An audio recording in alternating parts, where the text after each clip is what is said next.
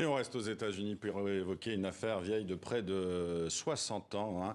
Merci Anaïs Renevier d'être avec nous. Vous êtes journaliste et vous publiez chez 10-18 l'affaire Alice Crimmins, l'histoire de cette femme accusée en 1965 d'avoir tué ses deux enfants, Eddie et Missy, âgés de 4 et 5 ans, dans le quartier du Queens à New York. Un fait divers qui va faire couler beaucoup d'encre à l'époque et cela continue aujourd'hui, tant la culpabilité d'Alice Crimmins est plus que discutable et discutée. D'abord, Anaïs Renevier, comment vous avez entendu parler de cette affaire, de ce cold case, de cette affaire classée ? Alors, le point de départ de cette affaire, ça a été une interview. Donc, c'est une collection qui est en collaboration entre 10-18 et le magazine Society. Pour lequel vous collaborez. Avec lequel je collabore. Et le point de départ, ça a été une interview de l'auteur américain James Ellroy, qui a parlé de cette affaire. Et cette affaire le fascinait. Ça a été le point de départ pour la rédaction de Society, de se dire, on va réexaminer l'affaire et surtout la faire connaître au public en France.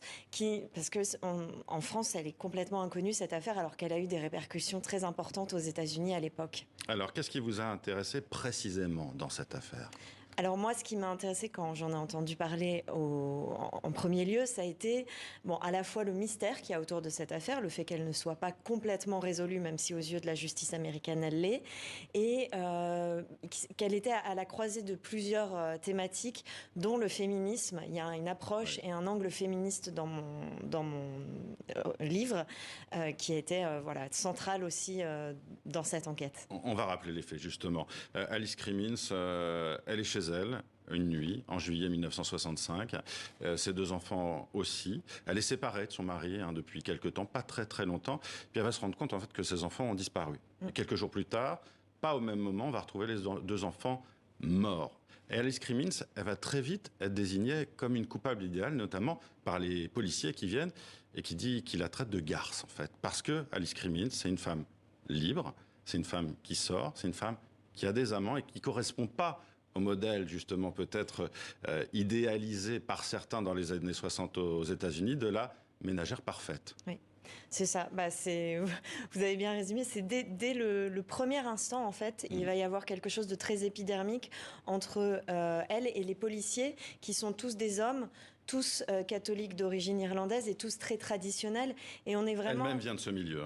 Oui, exactement. Elle est aussi de ce milieu. Elle vient du Bronx et d'une famille très religieuse et pratiquante. Mais elle a décidé de vivre sa vie comme elle l'entend. Et c'est ce qui va lui être reproché et au détriment d'une vraie enquête, en fait, par la suite. Et justement, alors...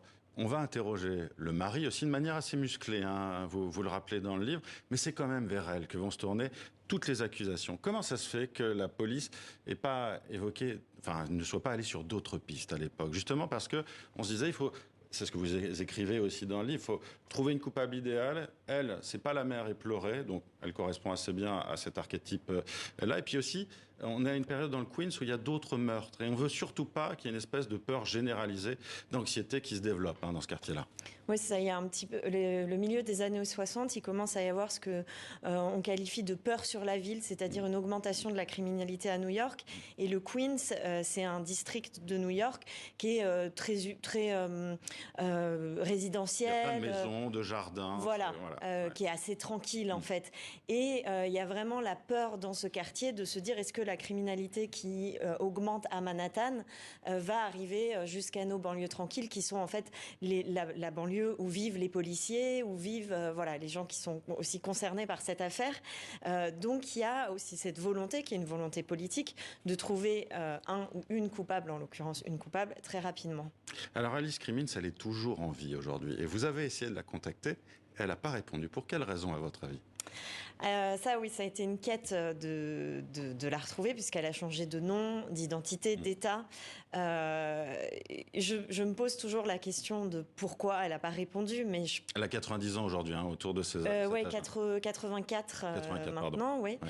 Et après, je me dis que c'est juste... Elle a envie d'être tranquille. Elle a tourné la page. Elle n'a pas eu d'autres enfants. Elle n'a pas eu d'autres enfants. Je pense qu'elle a vraiment cette volonté. Depuis 50 ans, elle n'a pas parlé à un seul journaliste. Et je pense qu'elle a voulu... Elle n'a jamais parlé. Elle a, depuis 50 ans, elle a parlé au moment de l'enquête et du procès, parce qu'elle a eu plusieurs procès. Elle a eu 2 procès. Où elle a été jugée coupable, plusieurs fois. Exactement. Et à sa sortie de prison, elle s'est évaporée dans la nature sans plus jamais parler à un journaliste, sans plus jamais revenir sur cette affaire, en changeant d'identité. Donc il y avait une volonté C'était en claire. 1977. Hein. Oui, exactement. Fin des années 70, et avec cette volonté claire et évidente de ne pas revenir sur ce qui s'était passé. En tout cas, c'est une affaire passionnante. Hein. On n'est pas sûr, hein, évidemment, de ce qui s'est passé. Merci, Anaïs Renevier, d'être venue nous en parler. L'affaire Alice Crimmins est donc publiée chez 10-18 avec le magazine Society. Merci à vous d'avoir été avec nous.